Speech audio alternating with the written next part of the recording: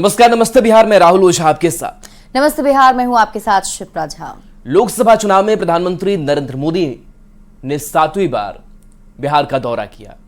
PM Modi Patna पहुंचने के बाद पूर्व डिप्टी सीएम सुशील मोदी के घर जाकर उन्हें श्रद्धांजलि दी। आज पीएम मोदी महाराजगंज और मोतिहारी में चुनावी सभा को संबोधित करेंगे, जहां पीएम मोदी एनडीए उम्मीदवार के लिए वोट मांगेंगे। माता की, भारत माता की। लोकसभा चुनाव के दौरान 7वीं बार पीएम नरेंद्र मोदी बिहार पहुंचे। पटना पहुंचने के बाद पीएम मोदी सबसे पहले दिवंगत सुशील मोदी को श्रद्धांजलि देने उनके राजेंद्र नगर स्थित आवास पहुंचे। प्रधानमंत्री नरेंद्र मोदी ने यहां सुशील मोदी की तस्वीर पर फूल चढ़ाकर उन्हें श्रद्धांजलि दी और परिवार के लोगों के साथ बैठकर उनसे बातचीत की। आपको बता दें कि पूर्व डिप्टी सीएम सुशील मोदी का निधन 13 मई की रात दिल्ली एम्स में हो गया था। वो पिछले कुछ समय से कैंसर से लड़ रहे थे। पीएम मोदी 21 मई को वो 2 चुनावी रैली करेंगे। इसके पहले 4 अप्रैल को जमुई में पीएम की सभा थी। 7 अप्रैल को नवादा में गरजे प्रधानमंत्री। 16 अप्रैल को गया और पूर्णिया में जनसभा हुई। 26 अप्रैल को अररिया और मुंगेर में पीएम मोदी ने रैली की। 4 मई को दरभंगा में मोदी की दहाड़ सुनाई दी। 12 मई को पटना में मोदी ने रोड शो किया और 13 मई को हाजीपुर, मुजफ्फरपुर और छपरा में रैली कर एनडीए के पक्ष में माहौल बनाया। 21 मार्च को सिवान और महाराजगंज की सीमा पर बसे गोरिया कोठी में रैली कर प्रधानमंत्री नरेंद्र मोदी सिवान से जेडीयू की उम्मीदवार विजय लक्ष्मी कुशवाहा और महाराजगंज से बीजेपी के उम्मीदवार जनार्दन सिंह सिग्रीवाल के लिए वोट मांगेंगे। प्रधानमंत्री की दूसरी सभा मोतिहारी के गांधी मैदान में होगी, जहां से वो पूर्वी चंपारण से बीजेपी उम्मीदवार राधा मोहन सिंह के समर्थन में प्रचार करेंगे। अपने 2 दिवसीय इस बिहार दौरे के 3 दिन बाद 25 मई को फिर से प्रधानमंत्री नरेंद्र मोदी बिहार आएंगे और पाटलिपुत्र, काराकाट और बक्सर में चुनावी सभा को संबोधित करेंगे। बीजेपी के लिए हिंदी पट्टी के राज्यों में बिहार सबसे अहम बना हुआ है। ये पीएम मोदी के ताबड़तोड़ दौरे से समझा जा सकता है। Bureau report, news 18।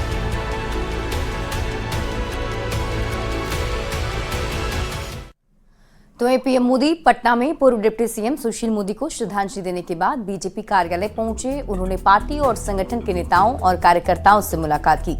बता दें कि पीएम मोदी के बीजेपी के पटना कार्यालय में ये पहली बार पहुंचे थे, जिसको लेकर पार्टी का जोश काफी हाई है। डिप्टी सीएम सम्राट चौधरी ने कहा कि पीएम मोदी ने बीजेपी कार्यकर्ताओं को बिहार और देश को आगे बढ़ाने के लिए प्रेरित किया है। तो डिप्टी सीएम विजय सिन्हा ने पीएम मोदी को जमीन से जुड़ा हुआ नेता बताया। भारतीय जनता पार्टी के कार्यकर्ताओं से मिले और कार्यकर्ताओं को मोटिवेट किए कि अपने जीवन के साथ साथ भारतीय जनता पार्टी और देश को भी बढ़ाने का काम करना है। उसी काम में उन्होंने सबको मार्गदर्शन भी दिया। आज विजिट किए हैं आपके पार्टी कार्यालय में प्रधानमंत्री बनने के बाद, कितना असर देख नहीं, स्वाभाविक है। कोई प्रधानमंत्री, अभी तक तो भाजपा के नेता आते थे, भाजपा के कार्यकर्ता आते थे, लेकिन कोई प्रधानमंत्री भारतीय जनता पार्टी के कार्यालय में हो, ये गौरव का क्षण है भारतीय जनता पार्टी के कार्यकर्ताओं के लिए। माननीय प्रधानमंत्री जी जमीन से जुड़े हैं और आज श्रद्धेय सुशील मोदी जी के आवास पर उनका जाना एक कार्यकर्ता के प्रति जो जमीन से जुड़ा हुआ नेता पार्टी को खड़ा किया, उनके परिवार से मिल करके जो हमदर्दी और जो उन्होंने सहानुभूति व्यक्त किए हैं, हर कार्यकर्ताओं का मनोबल बढ़ा है। और पार्टी कार्यालय में आकर के अपने प्रबंधन कमेटी से और अपने यहाँ के कर्मचारियों से मिल करके वो पुरानी यादों को भी ताज़ा किया और कार्यकर्ताओं का मनोबल भी बढ़ाए। निश्चित तौर पर अपने कार्यकर्ता का, भारतीय जनता पार्टी के लोग का लगता है कि हमारा परिवार का अभिभावक हमारे बीच आए हैं और हम सबका मनोबल बढ़ाए हैं और इसका असर दूरगामी होगा। और इस बीच मोतिहारी से बड़ी खबर है, जहां पीएम के दौरे को लेकर सुरक्षा सख्त कर दी गई है। कई रास्तों पर गाड़ियों के आने जाने पर रोक लगा दी गई है। गांधी मैदान की तरफ जाने पर गाड़ियों की रोक है। जगह जगह पर पुलिस की तैनाती है। कचहरी रोड के पास सुरक्षा बढ़ा दी गई है। दोनों तरफ से अस्थायी दुकान हटा दी गई है। तो ये खबर जहां सुरक्षा बढ़ाई गई है, पीएम के दौरे को लेकर के ये सुरक्षा सख्त की गई है।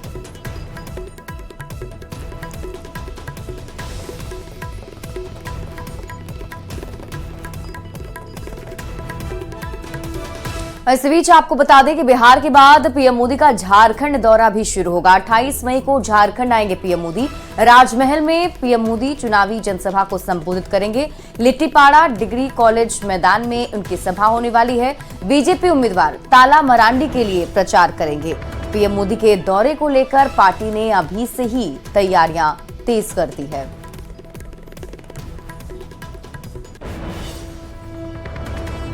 प्रधानमंत्री नरेंद्र भाई मोदी जी के आगमन को लेकर के उत्साह है। जो जन कल्याण का उन्होंने काम किया है, आधारभूत संरचनाओं का जो जिस प्रकार से विकास किया है, एक आदिवासी समाज से आने वाली, संताल समाज से आने वाली देश की बेटी को उन्होंने देश के सर्वोच्च पद पर आसीन करने का काम किया है।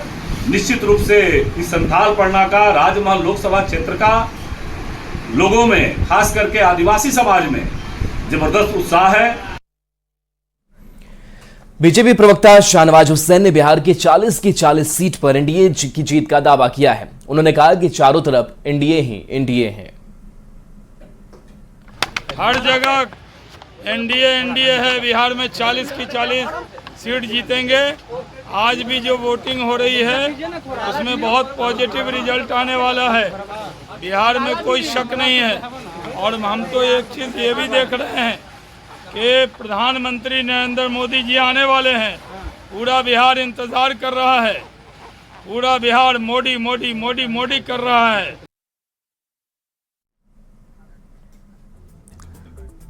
वहीं बिहार के डिप्टी सीएम सम्राट चौधरी ने आरा में चुनावी प्रचार किया और उन्होंने कोइलवर के चांदी हाई स्कूल मैदान में सभा को संबोधित करते हुए एनडीए उम्मीदवार आरके सिंह के समर्थन में वोट की अपील की। डिप्टी सीएम ने न्यूज 18 से बात करते हुए पीएम मोदी के नेतृत्व में 400 पार के नारे को फिर से दोहराया।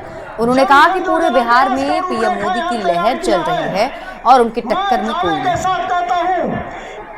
समापन के लिए संदेश चल रही है। कहीं खाता खुलने वाला किसी का नहीं है। 40 की 40 सीट एनडीए के सभी उम्मीदवार जीतेंगे, क्योंकि मोदी जी ने बेसिक चीजों को जनता तक पहुंचाने का काम किया। लोकसभा चुनाव के दंगल के बीच केंद्र सरकार की ओर से लगातार दावे किए जा रहे हैं। पीओके भारत का था और उसे लेकर रहेंगे। केंद्रीय गृह मंत्री अमित शाह ने हरियाणा की चुनावी सभा में एक बड़ा दावा करते हुए राहुल गांधी पर निशाना साधा, तो वहीं विरोधी गठबंधन पर जमकर बरसे भी।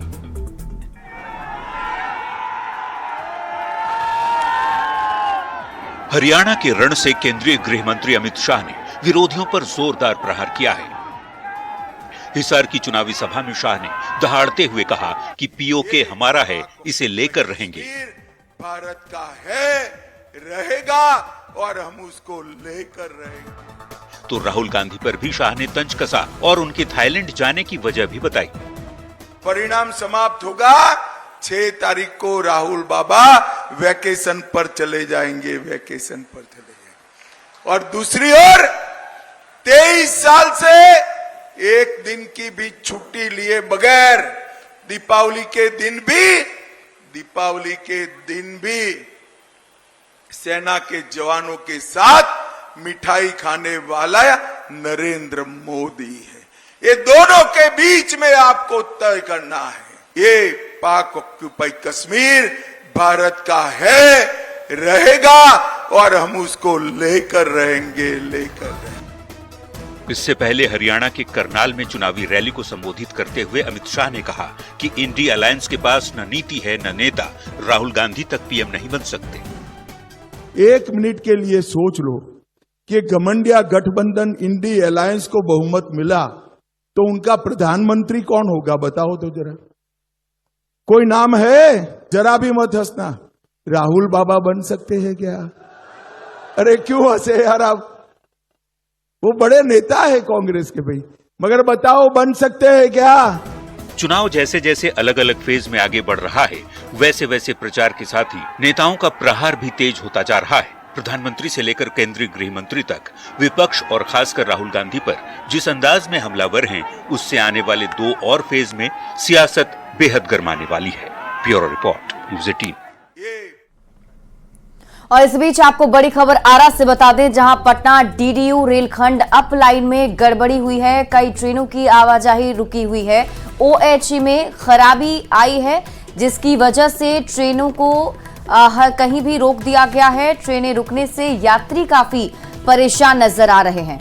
तो आरा से आपको इस वक्त की बड़ी खबर बता रहे हैं, जहां पटना डीडीयू रेलखंड अप लाइन में गड़बड़ी की खबर है, जिसकी वजह से कई ट्रेनों की आवाजाही रुकी हुई है।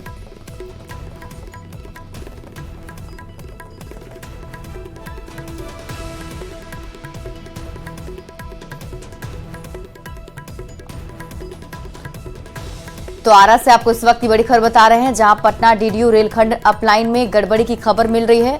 बताया जा रहा है कि इस वजह से कई ट्रेनों को रोक दिया गया है। न्यूज 18 संवाददाता चंदन हमारे साथ जुड़े हुए हैं। चंदन, क्या कुछ अपडेट है? क्या आप गड़बड़ी ठीक कर ली गई?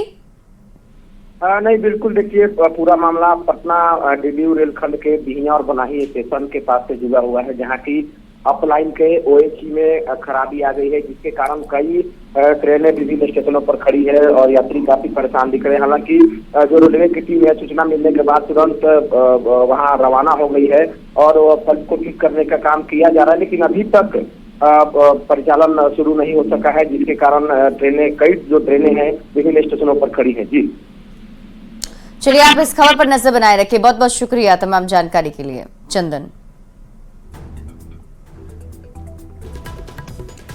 हाजीपुर से एनडीए उम्मीदवार चिराग पासवान ने बिहार की 40 सीटों पर एनडीए की जीत का दावा किया। उन्होंने कहा कि उनके क्षेत्र का चुनाव तो खत्म हो गया, लेकिन अभी टेंशन पूरी तरह खत्म नहीं हुई है।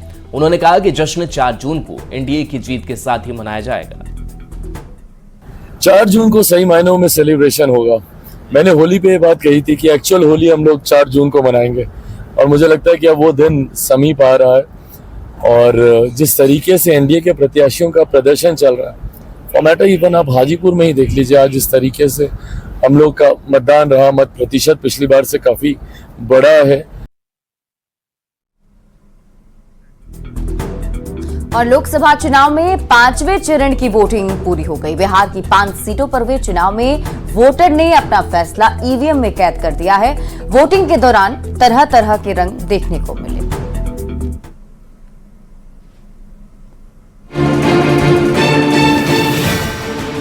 7 बजे हैं और सुबह के 7 बजे से ही पोलिंग बूथ के बाहर लोगों की लंबी लंबी कतारें दिख रही हैं।